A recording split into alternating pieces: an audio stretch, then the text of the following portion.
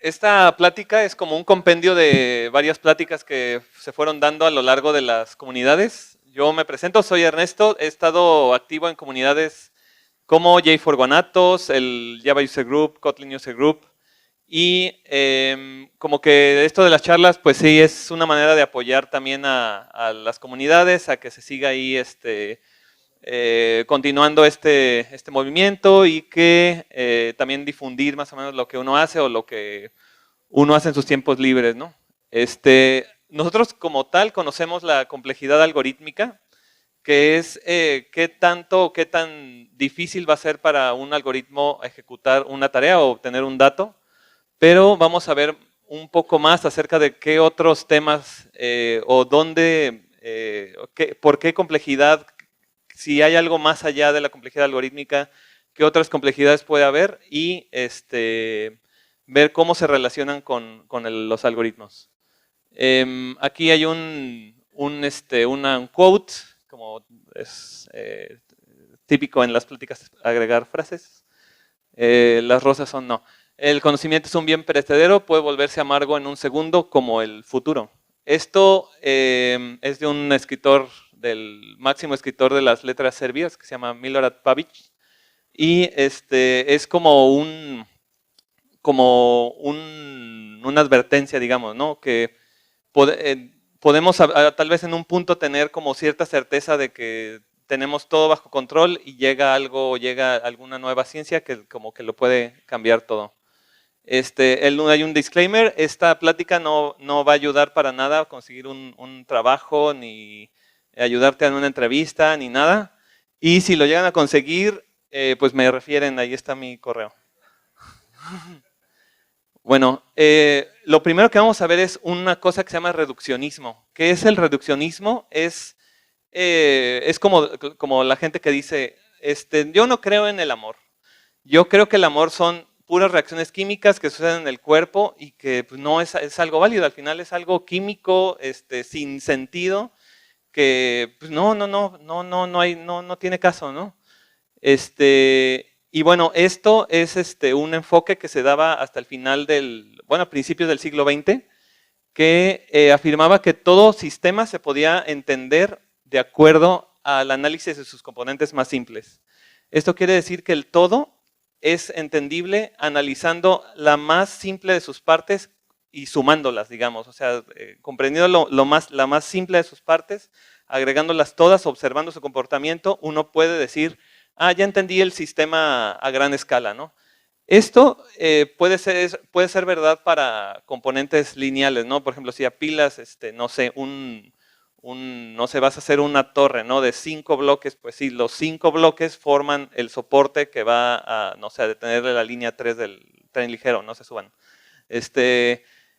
Pero, bueno, y todo esto tiene como una relación causa y efecto. Entonces, estos sistemas, hay una causa-efecto, el movimiento de los átomos, los componentes, no sé, de una construcción, componentes lineales, por así decirlo.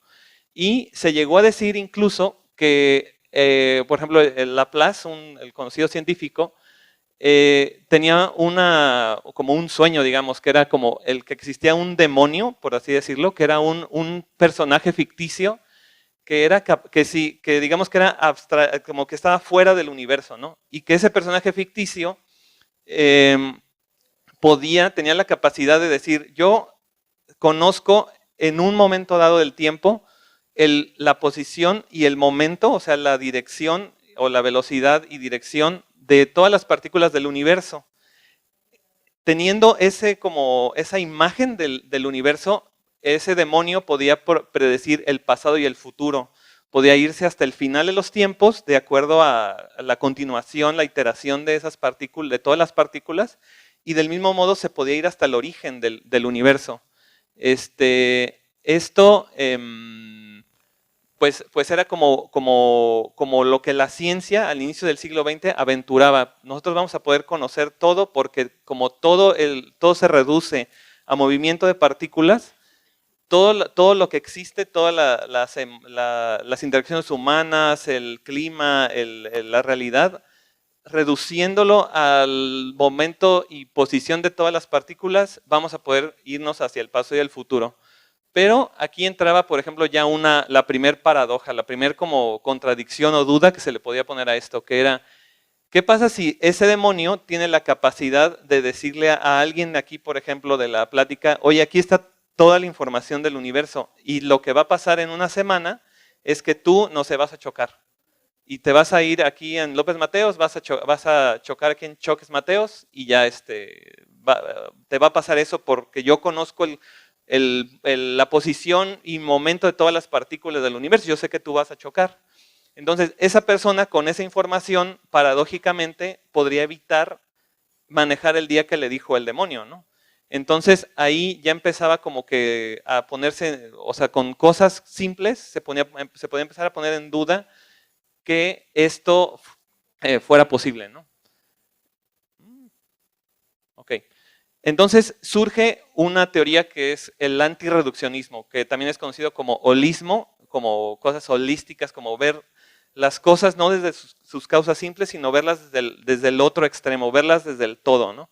Entonces, el antirreduccionismo lo que empezó a clamar es que el todo es más que la suma de sus partes. Por ejemplo, nosotros técnicamente bajo esos mismos argumentos de lo que decía Laplace, podríamos afirmar que podríamos leer la mente y predecir los movimientos de una persona si conocemos la posición y el momento electromagnético de todas las neuronas del cerebro. O sea, podemos hacer como un mapa completo del cerebro de una persona y en ese momento podemos nosotros decir, pues ya sé cómo van a interactuar las neuronas a partir de ese componente simple. Yo puedo predecir qué es lo que está pensando, qué es lo que va a hacer, etcétera, cómo es la persona tal. Y entonces te empiezas a preguntar, ¿realmente es eso posible? Y entonces empieza a haber como que un movimiento, por así decirlo, donde se empiezan a abordar diversos sistemas que no concuerdan con la teoría del reduccionismo, como por ejemplo las hormigas, si tú pones 10 hormigas aquí, se van a ir para todos lados y de repente van a estar pisadas y ya se mueren, ¿no? Pero si tú pones 1.000.000 de hormigas, van a empezar a desarrollar un comportamiento complejo que la hormiga como tal no es capaz de explicarse cómo es. Como por ejemplo, las hormigas, para pasar de un lugar a otro y llevar comida, hacen puentes entre ellas, crean un todo, como un superorganismo, y esas hormigas tontas que aquí van a estar corriendo por todos lados, son capaces de crear un puente, guiados por las feromonas de las mismas hormigas, y empiezan a llevar comida al hormiguero, crear los hormigueros que dicen que tienen muchos metros de profundidad, etcétera. El clima, los precios, la interacción humana, si ya desde como lo que decía Laplace, de las partículas del universo, si ya te vas a la interacción molecular, ya empieza a haber como un comportamiento impredecible. Ya no puedes decir, pues ya conozco que esta partícula va a ir para acá y acá, sino que ya empieza a haber como algo emergente que ya empiezas a ser incapaz de predecir después de 5, 6, 7 iteraciones de esas partículas. Entonces, nosotros, bueno, acorde a esta problemática, se definieron ciertas propiedades comunes de un sistema complejo. Y la primera es que sus componentes son simples, las neuronas, una hormiga, no sé, las partículas, etcétera, ¿no? Luego, la interacción entre esos componentes es no lineal. No se pueden simplemente sumar el millón de hormigas y determinar cómo va a ser el puente que van a formar para llevar la comida hasta el hormiguero. No hay un control central, no hay una hormiga que les esté diciendo, o no hay una neurona, no hay un componente simple que les esté diciendo a todos los componentes cómo actuar, sino que todos los componentes automáticamente crean un comportamiento emergente que es mucho más complejo de lo que el componente en sí es. Y con esas 4 definiciones, nosotros podemos bueno, ya abordar otro tipo de problemas, abordar el clima, abordar otro tipo de problemáticas. Y bueno, aquí vamos a ver un ejemplo, ¿no? Si yo dije que era muy simple, como que analizar, por ejemplo, una torre o un contorno de aquí de esta tarima que está aquí, ahorita vamos a abordar cómo una cosa tan simple como calcular el perímetro de un objeto puede no ser tan fácil como se haya explicado, nos lo hayan explicado en los libros de geometría, de física, ¿no? Y aquí viene como un chiste que se les hace a los físicos que dicen, bueno, lo primero que tienes que hacer es imaginar para resolver este problema del movimiento de este grupo de vacas, lo primero que tienes que hacer es imaginar una vaca esférica, ¿no? Entonces dices, ¿no? ¿Cómo una vaca? Hasta hay un meme donde sale un gato como en una caja, que es el gato de Schrödinger, sale la vaca esférica y sale, no me acuerdo qué otra cosa, ¿no? Pero, o sea, la física reduce, aplicando el reduccionismo, reduce el movimiento, por ejemplo, de un ser complejo como una vaca a una esfera para lograr explicar ciertas cosas de su comportamiento, de su momento, etc. Y bueno, aquí, por ejemplo, hay un dato aquí muy interesante. Nosotros, los humanos, estamos en promedio, sé que hay más, sé que hay menos, como entre 1 y 2 metros de estatura, 1.4 y 1.8 metros de estatura. Dado ese orden, el objeto más grande del universo que nosotros conocemos está a 10 a la 26 humanos, ¿no? Por así decirlo. O sea, es 10 a la 26 veces más grande que lo que nosotros conocemos como un humano, que sería la referencia. Y el objeto más pequeño que se conoce es la constante de Planck, que es 10 a la menos 35, lo cual quiere decir que el universo microscópico es más profundo, es 10 grados más profundo, 10 exponentes más profundo que lo que conocemos del universo macroscópico. Y teniendo ese dato como base, nosotros podemos abordar el siguiente problema, que es ¿cuánto mide la costa de Inglaterra? ¿Cuánto mide la costa de una isla? ¿Cuánto mide la costa aquí de Puerto Vallarta, la orilla de la playa, ¿no? Entonces, esto es una paradoja conocida porque técnicamente cualquier perímetro de un objeto ya en la realidad mide infinito. ¿Cómo es esto posible? Porque todo depende de la, digamos así, de la vara con la que lo midas, ¿no? Si tú, por ejemplo, aquí mides la costa de Inglaterra con no sé, digamos que son 10 kilómetros y tu regla son unidades de 10 kilómetros, te va a dar como 3,000 millas el contorno. Pero es claro que, por ejemplo, en esta línea de aquí tienes vertientes en medio de la línea. Entonces, lo que empezamos a hacer es empezar a cortar nuestra unidad de medida. Aquí ya está como a, no sé, 10 kilómetros o mucho menos, ¿no? Y con esta medida, la costa de Inglaterra mide 11,000 millas. No importa ahora sí que lo que hagamos, lo que digamos trazamos, al final estamos trazando una unidad de medida que es una línea recta y no importa dónde la pongamos, siempre van a existir vertientes intermedias. No existen los contornos ni las líneas rectas en la realidad. Y esto es lo que un científico francés que se llama Benoit Mandelbrot definió como la geometría fractal de la naturaleza. Realmente nunca podríamos decir cuánto mide con ese sistema de medición, cuánto mide el perímetro de ningún objeto en el mundo real. Y teniendo en cuenta que el universo microscópico es mucho más profundo de lo que no conocemos del universo microscópico, es mucho más profundo que el universo macroscópico, entonces técnicamente sí es posible que la costa de Inglaterra se exceda digamos, en millones de millas si empezamos a incrementar nuestra unidad de medida hacia la constante de Planck, por así decirlo, ¿no? Y bueno, esto, ¿qué nos dice? Esto define el concepto de la dimensión fractal. Cada objeto en el mundo real no es un contorno, no es un objeto geométrico perfecto, sino es un objeto de dimensión fractal aproximada, por así decirlo.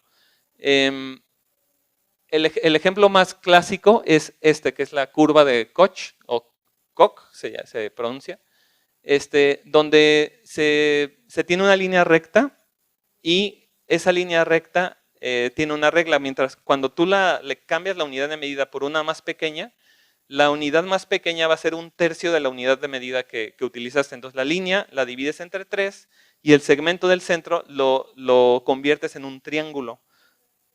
Los lados del triángulo serían de la misma longitud que el tercio de la unidad de medida, ¿no? Entonces al final, por ejemplo, aquí tienes un triángulo y se convierte en una estrella de 6 picos. El pedacito en medio lo conviertes en un triangulito y así sucesivamente. Ese ejercicio es lo mismo que nosotros haríamos cuando estuviéramos intentando medir el perímetro de un objeto irregular en el mundo real. Entonces, este objeto, bueno, ya se empezaría, por ejemplo, el triángulo se convertiría en una estrella como esta. Podemos ver que hay como, se dice self-similarity, que si yo, por ejemplo, expando este pedacito de acá, me va a volver a dar este mismo objeto. O sea, al final, son objetos que tienen como, o sea, que no importa el zoom, por así decirlo, que se les haga, siguen conservando la misma estructura por la regla de división que se les está aplicando. Y ahora, ¿cuál es la dimensión de un objeto? Por ejemplo, si nosotros tenemos un cuadrado, una línea recta es de dimensión 1, ¿no? Un cuadrado, dimensión 2, un cubo, dimensión 3, etc. Este tipo de objetos no están ni en uno ni en otro. Esta línea, al final, tiene propiedades de una línea recta y de un objeto de dimensión 2. Si nosotros definimos que por ejemplo, yo empiezo a dividir un cuadrado, lo parto a la mitad así y a la mitad en el otro eje. Entonces, de un cuadrado me quedan 4. 2 a la 1, 2 a la 0, 1. 2 a la 1, 2, luego 2 a la 2, 4, y así sucesivamente. Siguiendo como que esta misma regla, esta misma fórmula, yo tengo que 3 a la dimensión o al grado de división en el cual yo le he ejecutado la división, va a ser igual al número de partes. Entonces, si yo tengo que de 3, cuando yo lo divido me salen 4, al final la dimensión de este objeto es logaritmo de 4 entre el logaritmo de 3. Ahí haciendo esa ecuación, lo cual da aproximadamente 1.26. Quiere decir que este objeto no tiene una dimensión entera, tiene una dimensión irracional. Y así como este simple objeto que estás dividiendo triángulos, en la realidad, todos los objetos vendrían teniendo una dimensión irracional y aproximada. No, tampoco siempre van a estar siguiendo la misma regla de división de que le hago un triangulito, etcétera, sino que a cada iteración estaríamos aproximando o ejecutando un método estadístico para aproximar cuál sería la dimensión a esa iteración de dicho objeto. ¿Qué más? Y bueno, eso es un ejemplo de un sistema de cómo pasamos del reduccionismo al antirreduccionismo, y un claro ejemplo de algo que era muy simple como calcular un perímetro se vuelve un sistema complejo y a la vez un poco impredecible. Ahora, con esa impredictibilidad pasamos al siguiente tema, que es el caos. Nikola Tesla decía que si quiere uno entender el universo, piensa en energía, frecuencia y vibración. Gran parte de todos estos modelos, como calcular el perímetro de la costa de la isla fulana, son basados en procesos iterativos. Yo tengo una función y la itero determinadas veces para obtener un valor. La función iterativa más famosa, o una de las más famosas y clásicas que conocemos, es la secuencia de Fibonacci, que se supone que se descubrió cuando Leonardo Fibonacci empezó a calcular cuántos conejos iba a tener si soltaba una hembra y un macho libremente en una granja, ¿no? Entonces, iniciaba con un par y decía como que las iteraciones, iba a iterar una función, iban a ser a cada mes, ¿no? Entonces, después de este par recién nacido al mes se puede aparear entre sí. La gestación dura otro mes y de cada gestación, en cada mes los conejos se aparean libremente, machos con hembras, ¿no? Y lo último para este modelo, los conejos en este modelo no mueren, son eternos, ¿no? Como Bugs Bunny. Bueno, entonces, este modelo sin querer dio la secuencia de Fibonacci o el Golden Ratio, ¿no? Aquí podemos definir la función FDN, que es el número, cuántos conejos yo voy a tener al mes tal, ¿no? Luego, al mes tal va a haber F-2 nuevos conejos, que son los conejos que ya se pudieron aparear después de un mes que crecieron y luego al segundo mes ya se aparearon, más los conejos que yo tenía en la iteración anterior. Entonces, esto ya claramente es la función de Fibonacci, que si nosotros empezamos a iterar un par de conejos, luego dos pares de conejos, tres, bla, bla, bla, tenemos que, como la proporción entre un número y el anterior va a ser 1.618, que es la famosa proporción áurea que también está en toda la naturaleza, etc. Y con esto podemos también definir que el crecimiento de los conejos en este modelo tiene una dimensión fractal equivalente al número áureo, ¿no? Bueno, el cielo de los conejos. Vamos a ver luego otro modelo. Los conejos en este modelo los conejos sí se mueren, ¿no? Se van al cielo de los conejos y a partir de un número inicial, si yo, por ejemplo, yo digo, no, pues los conejos se van a duplicar cada mes. Entonces, mi rango constante de crecimiento, que es R, elevado al número del mes, me darían el número multiplicado por el número de conejos iniciales, me daría el número de conejos a cierto punto, ¿no? Pero nosotros, para como que modelar la muerte, digamos, de los conejos, definimos una cosa que se llama A, que es el factor de aniquilación. Este factor de aniquilación es algo completamente abstracto. La P la definimos como la población actual de los conejos.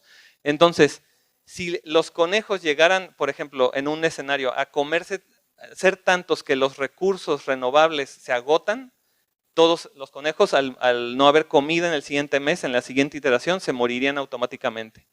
Entonces, definimos como el rango de crecimiento por el número de conejos por qué tanto los conejos se han acercado a su límite donde si crecen a tal punto, se mueren, ¿no? Y para esto podemos definir más fácilmente, en lugar de esta formulilla, que X sea igual a la proporción de los conejos respecto a su población límite, ¿no? En este caso sería un número entre 0 y 1, ¿no? Y bueno, por ahí tengo un pequeño demo, a ver si lo podemos poner. Esta función es una función muy conocida en la teoría del caos, que es una función muy simple.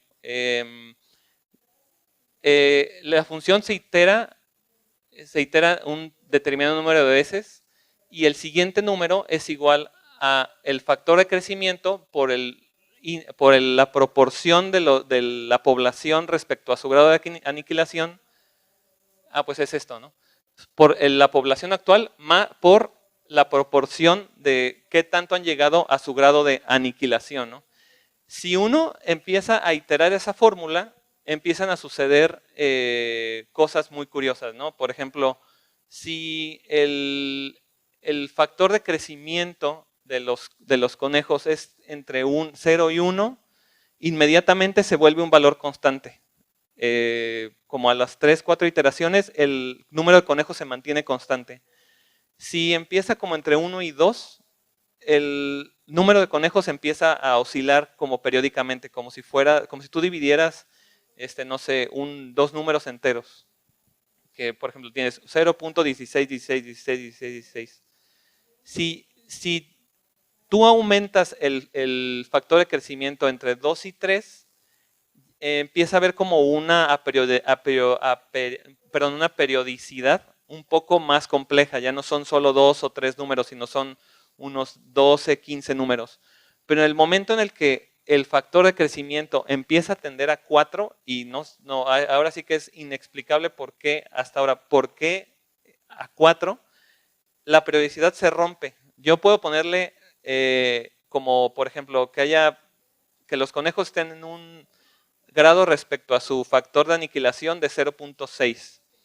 Y le puedo poner 3.992 y 3.993. Después de unas 10, 12 iteraciones, la cantidad de conejos se va a ser completamente dispar. O sea, no importa que haya sido la diferencia una milésima de una milésima, después de unas 10, 15 iteraciones, ya la cantidad de conejos va a estar variando irremediablemente.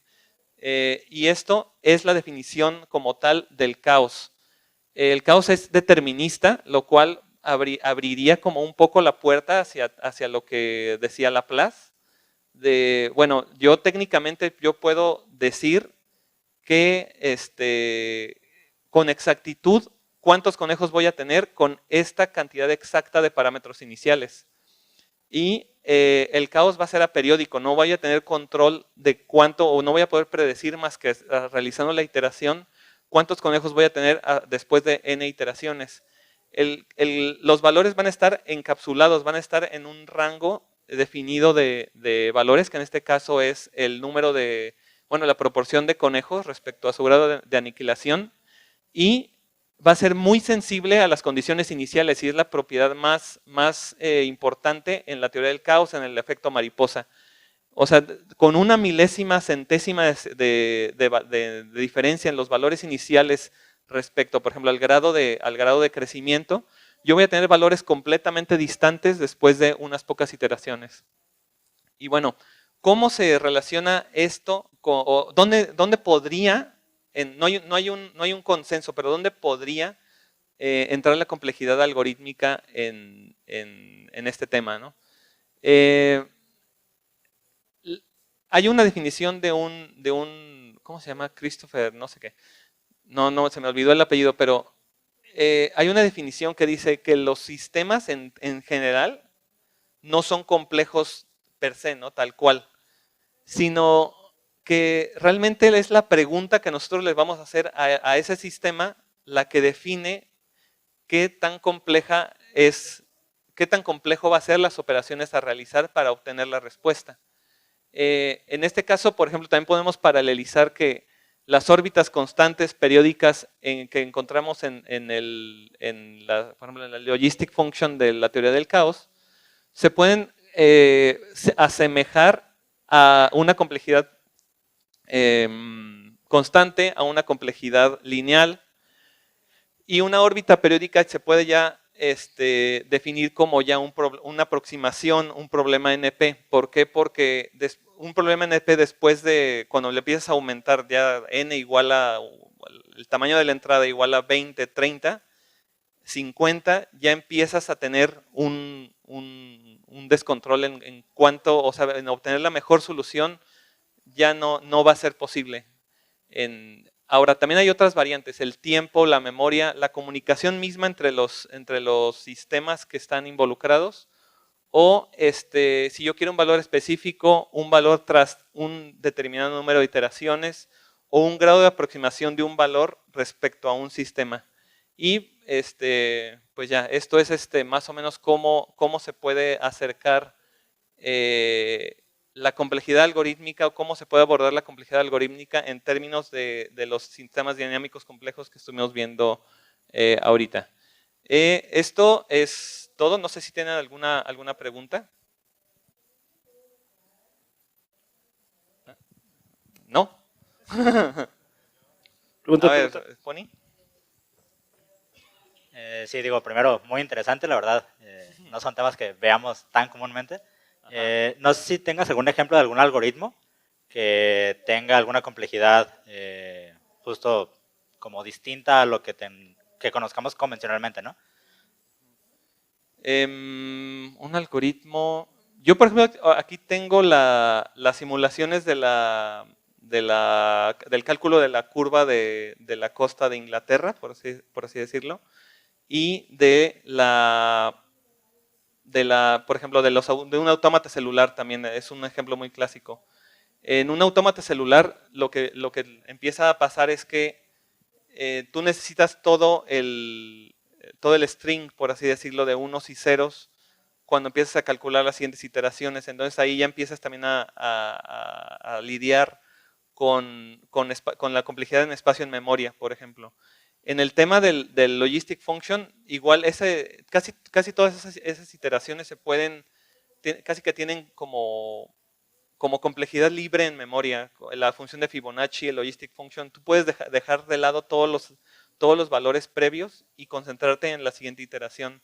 En el caso de la curva de Koch, ahí por ejemplo lo que se hace es, para simularla, es que se crean un determinado número de puntos y se ejecuta un algoritmo que como que forma el polígono de acuerdo a los puntos que tienes en un mapa. Entonces, bueno, ahí hay como una complejidad de empezar a armar la visualización o como el tratamiento de la información respecto a la teoría.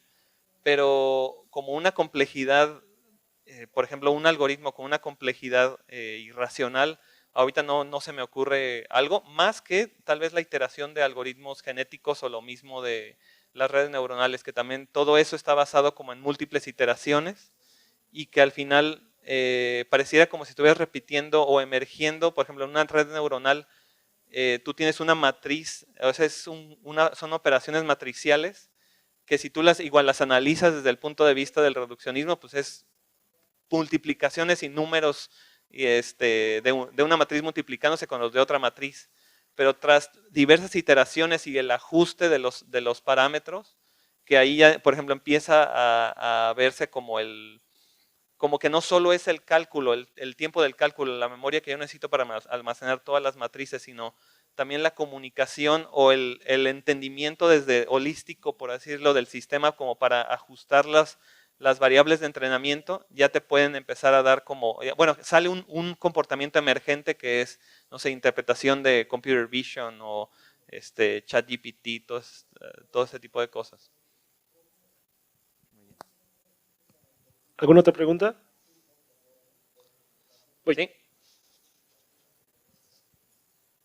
Gracias. Yo tengo una pregunta. Sí. Comentabas que el caos es determinista, pero yo voy en el pensamiento que es todo lo contrario. El caos exactamente es un comportamiento aleatorio, no esperado de un proceso, de una función, etcétera. Entonces, ¿cómo que el caos es determinista? Ese es precisamente como el caso curioso de la teoría del caos. Por definición, lo que se tiene en el... A ver, vamos a regresarle un poco. Es que yo puedo llegar a una simulación tal que yo, por ejemplo, yo voy a tener completamente definidos los valores iniciales. Si yo ejecuto las iteraciones de esta función o de alguna otra función de esa teoría, yo siempre voy a obtener los mismos valores porque es al final una iteración matemática de unas fórmulas. El problema reside, o la aleatoriedad empieza a residir en que los valores iniciales siempre los vamos a tener acotados o aproximados hasta cierto punto. Es como el límite del almacenamiento de un valor irracional, por ejemplo. Entonces, si yo, no sé, calculo la población de conejos o de personas con una función como el logistic function, y en el momento en el que yo le doy el grado, la R, el grado de crecimiento, yo realmente estoy aproximando ese valor hacia unas características que yo definí en mi modelo, pero que si yo le agrego un cero más a los decimales, ya voy a tener el comportamiento precisamente que se ve como caótico, que es ¿cómo se llama? Pues sí, ya como que después de ciertas iteraciones, los valores, a pesar de que están en el decimal 17, se van a disparar a valores completamente diferentes. Entonces, como que el caos, efectivamente, por la limitante, digamos, de los datos, no, o sea, lo único que podemos hacer es como poder iterarlo exactamente hasta hasta como el epsilon, por decirlo, del grado de exactitud de nuestras variables iniciales. Y después ya se empezaría a ver el comportamiento precisamente que nosotros entendemos como intuitivamente de un sistema caótico. Muy bien. ¿Alguien tiene otra pregunta? Anímense, anímense. Chacón. Uy.